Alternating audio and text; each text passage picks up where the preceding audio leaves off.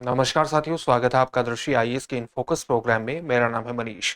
वैश्विक साइबर सुरक्षा रिपोर्ट 2025 जारी की जा चुकी है। ये रिपोर्ट किस संस्था के द्वारा जारी की गई है और साथ ही इसमें साइबर सुरक्षा को लेकर और साइबर सुरक्षा से अवसंरचनात्मक ढांचे को किस प्रकार के खतरे उत्पन्न हो सकते हैं, इसको लेकर किस प्रकार की बातें कही गई हैं, आज इनफोकस के प्रोग्राम में इस पर संपूर्ण रूप से चर्चा करेंगे। सबसे पहले देखते हैं कि इस पूरे टॉपिक के अंतर्गत किन पक्षों पर बात होगी। सबसे पहले हमें खबर को विस्तार से जानना है।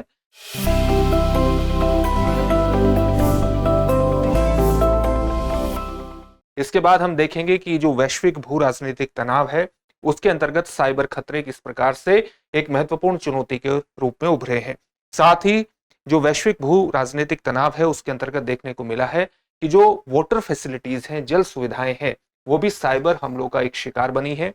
तो उसके अंतर्गत भी इस मुद्दे को समझने का प्रयास करेंगे। जैव सुरक्षा खतरे के अंतर्गत साइबर हमले किस प्रकार से एक महत्वपूर्ण चुनौती है। इसी प्रकार से संचार अवसंरचना, क्लाइमेट और एनर्जी इंफ्रास्ट्रक्चर और इसके साथ साथ जो साइबर सुरक्षा से जुड़ी हुई जटिलताएं हैं वो अपने आप में किस प्रकार से एक महत्वपूर्ण चुनौती बन रही है। एक महत्वपूर्ण दृष्टिकोण यह भी है कि साइबर फील्ड के अंतर्गत हमें अलग अलग देशों और अलग अलग क्षेत्रों में एक असमानता, इनइक्वालिटी की स्थिति देखने को मिलती है। तो उस पक्ष को भी जानने का प्रयास करेंगे और अलग अलग देशों की सरकारों के लिए किस प्रकार से साइबर सुरक्षा को एक महत्वपूर्ण रणनीतिक निवेश के रूप में देखना चाहिए ताकि भविष्य में इसके सुरक्षा जोखिमों से निपटने में अलग अलग देश की सरकार तैयार हो सके। तो उस पक्ष को जानने के बाद आपके लिए एक अभ्यास प्रश्न होगा जिसका उत्तर आपको कमेंट बॉक्स में कमेंट करके देना होगा। ये जो पूरा विषय है यूपीएससी की मुख्य परीक्षा के सामान्य अध्ययन प्रश्न पत्र 3 से जुड़ेगा। इसे आप इंटरनल सिक्योरिटी से भी जोड़ सकते हैं और साइंस एंड टेक्नोलॉजी, साइबर हमलों के कारण साइंस एंड टेक्नोलॉजी से भी ये जुड़ जाएगा। हम अपने प्रोग्राम में आगे बढ़ें उससे पहले आप हमारे चैनल को सब्सक्राइब जरूर करिए और बेल आइकन दबाइए ताकि सभी प्रोग्राम का नोटिफिकेशन आपको मिल जाए। इन प्रोग्राम से आप जुड़े, इनका लाभ उठाएं। साथ ही इन सभी प्रोग्राम की पीडीएफ फाइल आपको इनफोकस दृष्टि आईएएस के टेलीग्राम चैनल पर उपलब्ध कराई जा रही है। डिस्क्रिप्शन में दिए गए लिंक पर जाकर आप पीडीएफ फाइल डाउनलोड कर सकते हैं। तो अब खबर को विस्तार से जानते हैं और खबर यही है कि एक महत्वपूर्ण वैश्विक साइबर सुरक्षा आउटलुक 2025 रिपोर्ट जारी की गई है। यह रिपोर्ट किसके द्वारा जारी की गई है? वैश्विक आर्थिक मंच, विश्व आर्थिक मंच यानी वर्ल्ड इकोनॉमिक फोरम के द्वारा जारी की गई है। वर्ल्ड इकोनॉमिक फोरम की दावोस में यानी स्विट्जरलैंड में बैठक होने वाली है और उससे पहले ये रिपोर्ट हमारे सामने आती है जो कि साइबर सुरक्षा से संबंधित अलग अलग चुनौतियों पर महत्वपूर्ण रूप से प्रकाश डालती है और विशेष तौर से ये कहती है कि जो साइबर हमले हैं उससे दुनिया के अलग अलग प्रकार के इंफ्रास्ट्रक्चर पर विशेष रूप से जोखिम उत्पन्न हो गया है। किस तरह के इंफ्रास्ट्रक्चर पर जोखिम उत्पन्न हो गया है? जैसे जो वाटर फैसिलिटीज हैं अलग अलग देशों की, साथ ही जैव सुरक्षा अपने आप में एक महत्वपूर्ण चुनौती के रूप में उभरा है। तो इससे जुड़ा हुआ जो साइबर खतरा है उसने जैव सेफ्टी को लेकर, बायो सेफ्टी को लेकर के अपने आप में नई जटिलताएं पैदा कर दी हैं। इसी प्रकार से कम्युनिकेशन इंफ्रास्ट्रक्चर यानी संचार अवसंरचना के साथ साथ जो क्लाइमेटिक और एनर्जी इंफ्रास्ट्रक्चर है जो कि नई जरूरतों के अनुसार नवीकरणीय ऊर्जा संसाधनों को डेवलप करने का प्रयास किया जा रहा है ताकि ऊर्जा ट्रांजिशन हो सके, ऊर्जा के एक क्षेत्र से यानी जीवाश्म ईंधन आधारित ऊर्जा इंफ्रास्ट्रक्चर से नवीकरणीय ऊर्जा आधारित इंफ्रास्ट्रक्चर की तरफ बढ़ा जा सके। तो वो भी भविष्य में साइबर हमलों से प्रभावित हो सकता है और इसको ध्यान में रखते हुए ही अलग अलग देशों को अपनी नीतियों को तैयार करना चाहिए। ये इस रिपोर्ट का एक महत्वपूर्ण परिणाम है। तो इस रिपोर्ट के बारे में हमने सामान्य बात कर ली खबर के आधार पर। अब इस रिपोर्ट के अलग अलग पक्षों पर, अलग अलग पहलुओं पर विस्तार से बात करेंगे। आप ये जानते हैं कि अलग अलग विश्व में अलग अलग क्षेत्रों में एक भू राजनीतिक तनाव की स्थिति देखने को मिलती है, चाहे वो रूस यूक्रेन युद्ध के संदर्भ में हो और चाहे इजराइल हमास या इजराइल लेबनान संघर्ष के संदर्भ में हो, या इजराइल आप कह सकते हैं कि लेबनान में जो प्रॉक्सी संगठन माने जाते हैं उनके साथ इजराइल के संघर्ष के अंतर्गत देखे जाते हो। तो इस प्रकार के भू राजनीतिक तनाव के अंतर्गत जो अलग अलग प्रकार के देशों के अवसंरचनात्मक ढांचा है, चाहे वो जल सुविधाओं से जुड़ा हुआ हो, चाहे स्वास्थ्य सुविधाओं से जुड़ा हुआ हो, चाहे व्यक्तियों की वित्तीय सेवाओं से जुड़ा हुआ हो, अगर वो पूरा का पूरा ढांचा साइबर हमले के केंद्र में आता है, साइबर हमलों से प्रभावित होता है, तो उससे लोगों को बहुत बड़े स्तर पर नुकसान होने की संभावना रहती है। यही कारण है कि इस प्रकार के सामाजिक आर्थिक ढांचे को हम क्रिटिकल टेक्नोलॉजी या आप कह सकते हैं क्रिटिकल ढांचे या क्रिटिकल इंफ्रास्ट्रक्चर के नाम से जानते हैं, क्योंकि ये समाज के सामाजिक आर्थिक विकास के लिए एक बुनियादी भूमिका में रहते हैं, बुनियादी विकास में इनकी महत्वपूर्ण भूमिका रहती है। अगर किसी भी युद्ध के अंतर्गत, किसी भी भू राजनीतिक तनाव के अंतर्गत इस क्रिटिकल इंफ्रास्ट्रक्चर पर साइबर हमले किए जाते हैं तो उससे बड़े स्तर पर समाज को सामाजिक और आर्थिक हानि होती है। तो भू राजनीतिक तनाव के अंतर्गत अगर साइबर हमले बढ़ते हैं तो ये साइबर जोखिमों के एक नए दृष्टिकोण पर भी प्रकाश डालता है। तो भू राजनीतिक तनाव और अत्यधिक जो उन्नत साइबर हमले हैं, ये महत्वपूर्ण अवसंरचनाओं के लिए एक महत्वपूर्ण खतरा बना है। और इसका एक उदाहरण जो है हमारे सामने वो रूस यूक्रेन युद्ध के अंतर्गत देखने को मिल रहा है, जहां पर रूस ने यूक्रेन के इन जो ऊर्जा से संबंधित इंफ्रास्ट्रक्चर है, जो एनर्जी इंफ्रास्ट्रक्चर है, जो कम्युनिकेशन इंफ्रास्ट्रक्चर है, जो वाटर फैसिलिटीज हैं, जो हीटिंग फैसिलिटीज है, क्योंकि वो बहुत ठंडा क्षेत्र है यूक्रेन का और वहां पर हीटिंग फैसिलिटीज का होना बेहद ज्यादा महत्वपूर्ण है लोगों की घरों को एक तरह से गर्म रखने के लिए। तो जो हीटिंग इंफ्रास्ट्रक्चर है उसको बार बार निशाना बनाया गया है साइबर हमलों के माध्यम से, जिससे ये जो साइबर हमले हैं ये क्या करते हैं, ये किसी भी कंट्रोल सिस्टम को फेल करने का, उसको बाधित करने का काम करते हैं। अलग अलग क्षेत्रों में जो डेटा होता है उसकी इंटीग्रिटी के साथ समझौता होता है। वो जो डेटा है वो कितना रिलायबल रहता है एक साइबर हमले के बाद, ये अपने आप में एक बहुत बड़ा प्रश्न बन जाता है। तो डेटा की अखंडता यानी उसकी इंटीग्रिटी को तोड़ते हैं साइबर हमले, जिससे ऑपरेशनल जितनी भी टेक्नोलॉजी है, जो ऑपरेशनल टेक्नोलॉजी है उनके लिए एक जोखिम बढ़ जाता है। साथ ही साइबर हमलों का मानव सुरक्षा पर भी प्रभाव रहता है। जो अलग अलग प्रकार के साइबर खतरे विकसित हो रहे हैं ये पूरी तरह से मानव जो सभ्यता है या मानव संस्कृति का जो आधुनिक सभ्यता चल रही है, जो कहीं ना कहीं इंटरनेट पर आधारित है, तो उसकी कार्यक्षमता को प्रभावित करते हैं और कार्यक्षमता को प्रभावित करके पूरे के पूरे सामाजिक आर्थिक तंत्र को तोड़ने का प्रयास करते हैं। महत्वपूर्ण अवसंरचना चाहे वो जल से जुड़ी हुई हो, चाहे ऊर्जा से जुड़ी हुई हो, चाहे स्वास्थ्य देखभाल से जुड़ी हुई हो, सार्वजनिक स्वास्थ्य से संबंधित हो और सुरक्षा से संबंधित हो, इसके लिए गंभीर परिणाम हो सकते हैं इन साइबर हमलों के। ये सारी बातें रिपोर्ट में कही गई है, जिस रिपोर्ट का नाम है ग्लोबल साइबर सिक्योरिटी आउटलुक 2025, जो कि वर्ल्ड इकोनॉमिक फोरम के द्वारा जारी की गई है। आगे बढ़ेंगे अपने टॉपिक में, लेकिन उससे पहले आपके लिए एक महत्वपूर्ण सूचना यह है कि दृष्टि आईएएस मुखर्जी नगर की क्लासेस आप जानते हैं कि नोएडा में चल रही हैं। नोएडा में हमारे हिंदी माध्यम और इंग्लिश माध्यम के बैच प्रारंभ हो चुके हैं। इंग्लिश माध्यम के बैच में आप एडमिशन ले सकते हैं। इसके अलावा जो अंग्रेजी हिंदी माध्यम का बैच है आईएएस फाउंडेशन बैच, वो 16 जनवरी 2025 से प्रारंभ हो रहा है, उसमें भी आप एडमिशन ले सकते हैं। और एडमिशन लेने के लिए 8750187501 पर कॉल भी कर सकते हैं। इसके अलावा जयपुर में भी हिंदी माध्यम का आईएएस फाउंडेशन बैच 16 जनवरी 2025 से प्रारंभ होगा। इसके लिए आप 5:30 इसकी जो टाइमिंग होगी वो 5:30 बजे होगी शाम को। इसके लिए भी आप 8750187501 पर कॉल कर सकते हैं और इनमें बैचेस में एडमिशन लेकर के सफलता की दिशा में आगे बढ़ सकते हैं। आगे भी देखते हैं कि रिपोर्ट में और किस तरह की बातों को कहा गया है। जल सुविधाओं पर साइबर हमलों को विशेष तौर से रिपोर्ट में शामिल किया गया है। रिपोर्ट में कहा गया है कि अलग अलग तरह की वाटर फैसिलिटीज पर साइबर हमलों का जोखिम वस्तुतः इंफ्रास्ट्रक्चर को होने वाले भविष्य में नुकसान की तरफ इंगित करता है।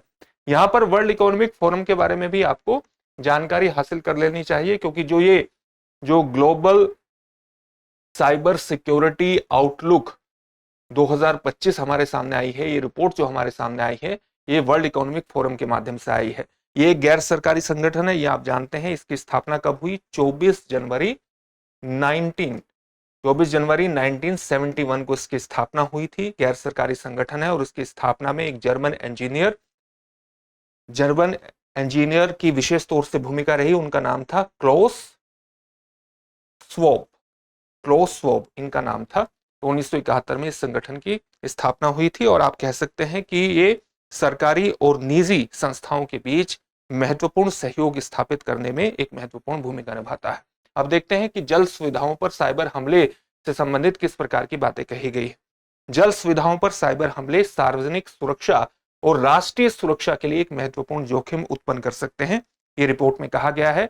क्योंकि जो ऑपरेशनल टेक्नोलॉजी है किसी भी फैसिलिटीज को चलाने के लिए, उसके अंतर्गत कंप्यूटर प्रणाली और इंटरनेट का हम इस्तेमाल करते हैं और उस पूरे सिस्टम में कई इस प्रकार की भी टेक्नोलॉजी का इस्तेमाल हो रहा है जो पुरानी है।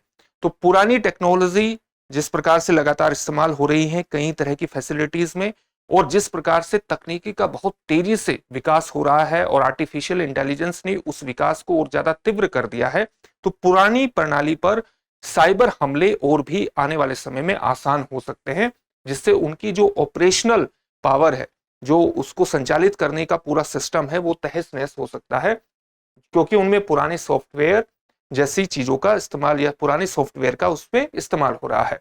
इसका एक महत्वपूर्ण उदाहरण है अक्टूबर 2024 में, जब अमेरिकी जल यूटिलिटी यानी उपयोगिता, यहां पर उपयोगिता शब्द यूटिलिटी के लिए आया है, अमेरिकी जो वाटर यूटिलिटी है उस पर साइबर हमला हुआ, जिससे उसकी पूरी संचालन क्षमता बाधित हो गई। और आप जानते हैं कि जो वाटर फैसिलिटीज हैं ये भी क्रिटिकल इंफ्रास्ट्रक्चर के अंतर्गत आता है, क्योंकि लोगों की बुनियादी जरूरतें इससे पूरी होती हैं। साथ ही और रिपोर्ट में क्या कहा गया है, जैव सेफ्टी, बायो सेफ्टी के बारे में भी कई बातें कही गई है। प्रौद्योगिकी में जिस प्रकार से लगातार बहुत तीव्र विकास हो रहा है, उसने जैव सुरक्षा को एक बढ़ते हुए खतरे के रूप में पेश किया है, क्योंकि बायो सेफ्टी का जो पूरा खतरा है ये भी साइबर हमलों से प्रभावित हो सकता है।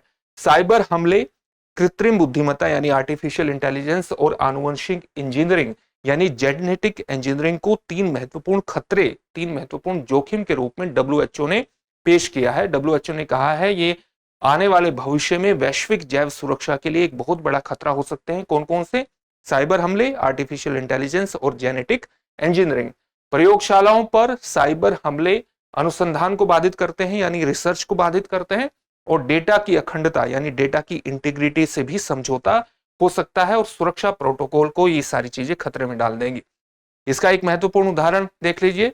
2024 के दौरान दक्षिण अफ्रीका और यूनाइटेड किंगडम में 2 प्रयोगशालाओं पर हमले हुए, जो इन कमजोरियों को उजागर करते हैं, जो साइबर हमलों से जैव सेफ्टी के जो पूरी कमजोरी है उसको उजागर करने में एक महत्वपूर्ण उदाहरण के रूप में हमारे सामने आ सकते हैं। वर्ष 2024 के दक्षिण अफ्रीका और यूके में 2 प्रयोगशालाओं पर होने वाले हमले, ये भी सारी बातें रिपोर्ट में कही गई हैं। इसी प्रकार से संचार अवसंरचना को साइबर हमलों से किस प्रकार से नुकसान हो सकता है।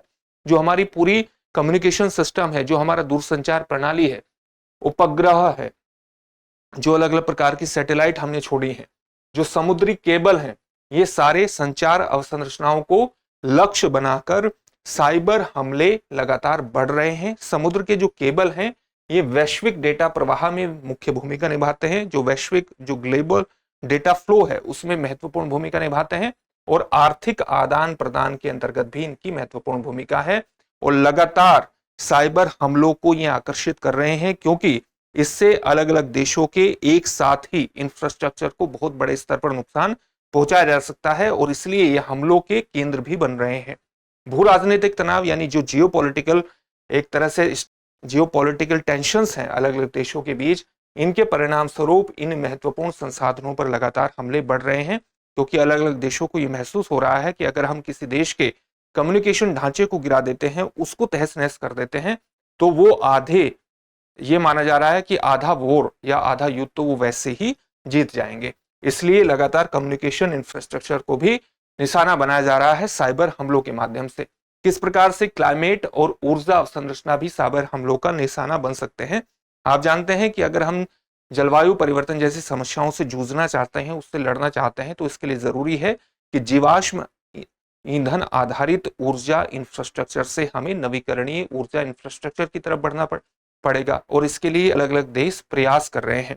लेकिन इस प्रयासों में वो भविष्य में इस पूरे इंफ्रास्ट्रक्चर को यानी नवीकरणीय ऊर्जा संसाधनों से जुड़े हुए इंफ्रास्ट्रक्चर को साइबर हमलों से किस तरह से बचाएंगे, ये भी जरूरी है। अगर इस प्रकार की योजना में साइबर हमलों को शामिल नहीं किया जाता है, यानी नवीकरणीय ऊर्जा संसाधनों से जुड़े हुए इंफ्रास्ट्रक्चर में साइबर हमलों को ध्यान में नहीं रखा जाता है, तो भविष्य में ये पूरा इंफ्रास्ट्रक्चर साइबर हमलों का शिकार हो सकता है। ये बातें रिपोर्ट में कही गई है, और यही बातें सारी यहाँ पर आपके सामने लिखित रूप में प्रस्तुत की गई है। पावर ग्रिड और ऊर्जा प्रणालियां साइबर अपराधियों के लिए अत्यधिक आकर्षक लक्ष्य बन रहे हैं।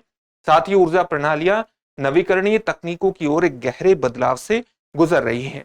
यह आवश्यक है कि नई ऊर्जा प्रणालियों को सुरक्षा के दृष्टिकोण से प्राथमिकता देते हुए डिजाइन किया जाना चाहिए।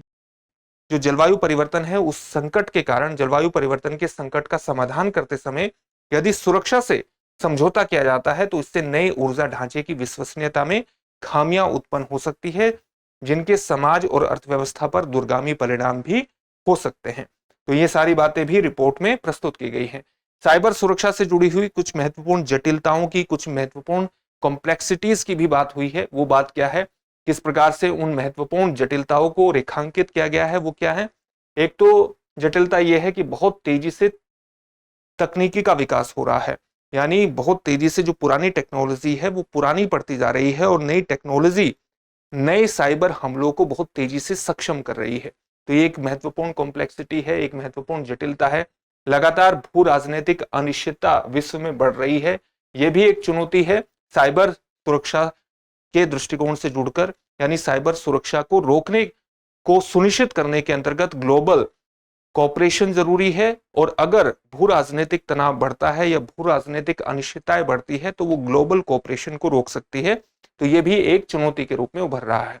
इसी प्रकार से लगातार नए विकसित होते साइबर खतरे हमारे सामने आ रहे हैं, वो आपने देख लिया, वो टेक्नोलॉजी डेवलपमेंट उसमें एक महत्वपूर्ण भूमिका निभा रहा है। साथ ही नियामक चुनौतियां भी हैं, किस प्रकार से इस पूरे सेक्टर को, अलग अलग सेक्टर को रेगुलेट किया जाए, यह भी एक महत्वपूर्ण चुनौती है। आपूर्ति श्रृंखला और आपसी निर्भरता में कमजोरियां एक चुनौती है। और इसी प्रकार से साइबर सुरक्षा में कौशल की भी कमी है, यानी स्किल की भी कमी है। हमें साइबर सुरक्षा को किस प्रकार से सुनिश्चित करना है, इसमें हमें स्किल की भी कमी देखने को मिलती है। और उससे संबंधित कुछ आंकड़ों को देख लेते हैं। जैसे 2/3 संगठनों ने, विश्व के 2/3 संगठनों ने साइबर सुरक्षा में मध्यम से गंभीर कौशल की कमी की सूचना दी है। लगभग 2/3 संगठन ये कहते हैं कि उनके पास साइबर सुरक्षा से संबंधित मुद्दों को सुलझाने के लिए स्किलफुल लोगों की कमी है। क्षेत्र को लगभग, यानी साइबर सुरक्षा से संबंधित जो पूरा क्षेत्र है, इसको लगभग 4.8 मिलियन साइबर सुरक्षा पेशेवरों की आवश्यकता है। केवल 14% संगठनों का कहना है कि उनके पास वर्तमान साइबर खतरों से निपटने के लिए आवश्यक कुशल लोग हैं, आवश्यक स्किलफुल लोग हैं। ये अपने आप में एक महत्वपूर्ण चुनौती को अभिव्यक्त करता है। साइबर क्षेत्र से जुड़ी हुई कुछ महत्वपूर्ण इनइक्वालिटी या असमानता भी विद्यमान है। वो किस प्रकार की है, जैसे बड़े और छोटे संगठनों के बीच अंतर देखने को मिल रहा है, यानी उनकी अलग अलग साइबर हमलों से जूझने के लिए, साइबर हमलों का मुकाबला करने के लिए कितनी क्षमता है, उनके पास कितने स्किलफुल लोग हैं, कितनी उनकी आधुनिक टेक्नोलॉजी या लेटेस्ट टेक्नोलॉजी तक पहुंच है, उसमें हमें एक अंतर देखने को मिलता है। और यही अंतर हमें विकसित और उभरती अर्थव्यवस्थाओं के बीच भी देखने को मिलता है। साथ ही इसमें क्षेत्रीय असमानताएं भी देखने को मिलती है, महाद्वीप के स्तर पर और एक महाद्वीप में अलग अलग देशों के स्तर पर भी। इसी तरह से क्षेत्रीय साइबर सुरक्षा तैयारियों में भी एक अंतर आपको देखने को मिलेगा। महत्वपूर्ण अवसंरचनाओं यानी इंफ्रास्ट्रक्चर पर साइबर हमलों के लिए देशों की तैयारी में एक क्षेत्रीय, एक रीजनल डिफरेंस आपको देखने को मिलेगा। वो रीजनल डिफरेंस का एक महत्वपूर्ण परिणाम या महत्वपूर्ण उदाहरण आप देख सकते हैं। यूरोप और उत्तरी अमेरिका में केवल 15% को अपने देश की साइबर हमलों से निपटने की क्षमता पर विश्वास नहीं है। यानी यूरोप और उत्तरी अमेरिका में जितने लोगों का सर्वे किया गया तो 15% लोग उनमें ऐसे थे जिनको अपने देश पर अगर कोई भी साइबर हमला होता है तो उस साइबर हमले से निपटने की क्षमता में विश्वास नहीं है। केवल 15% हैं ऐसे लोग यूरोप और अमेरिका में। लेकिन ऐसे लोगों की संख्या अफ्रीका में 36% है और लातिनी अमेरिका में या लैटिन अमेरिका में 42% है, जो दिखाता है कि किस प्रकार से लोगों में भी ये विश्वास नहीं है कि उनके देश पर अगर किसी प्रकार का साइबर हमला होता है तो देश का इंफ्रास्ट्रक्चर इतना मजबूत है कि वो साइबर हमले का सामना कर लेगा। साइबर सुरक्षा को रणनीतिक निवेश के रूप में प्राथमिकता देना अलग अलग देशों के लिए महत्वपूर्ण है, तभी वो भविष्य की चुनौतियों से निपटने में सक्षम होंगे। ये बात यहाँ पर कही गई है कि अलग अलग देशों को, लीडर्स को, नेताओं को उभरते खतरों के बीच मजबूत सुरक्षा सुनिश्चित करने के लिए साइबर सुरक्षा को एक रणनीतिक, एक स्ट्रेटेजिक इन्वेस्टमेंट के रूप में प्राथमिकता देनी चाहिए और उसी के अनुरूप अपनी रणनीतियों को, अपनी नीतियों को विकसित करने की आवश्यकता है। WEF की यानी वर्ल्ड इकोनॉमिक फोरम की रिपोर्ट बढ़ती साइबर सुरक्षा चुनौतियों के मद्देनजर तैयारी के महत्व को रेखांकित करती है। इस रिपोर्ट का यही महत्व भी है। चलिए अब इससे संबंधित एक महत्वपूर्ण प्रश्न देखते हैं। प्रश्न क्या है, साइबर सुरक्षा के संदर्भ में global cyber security outlook 2025 report किस संस्था द्वारा जारी की गई है। आपके ऑप्शन है संयुक्त राष्ट्र संघ, world bank, world economic forum या भारतीय साइबर सुरक्षा विभाग। इस प्रश्न का उत्तर आप हमें कमेंट बॉक्स में कमेंट करके जरूर दीजिए। फिर से एक नए सेशन में आपसे मुलाकात होगी। धन्यवाद। डियर व्यूअर्स, अपने एग्जाम की तैयारी को और बेहतर करने के लिए हमारे चैनल को लाइक, शेयर और सब्सक्राइब करना न भूलें।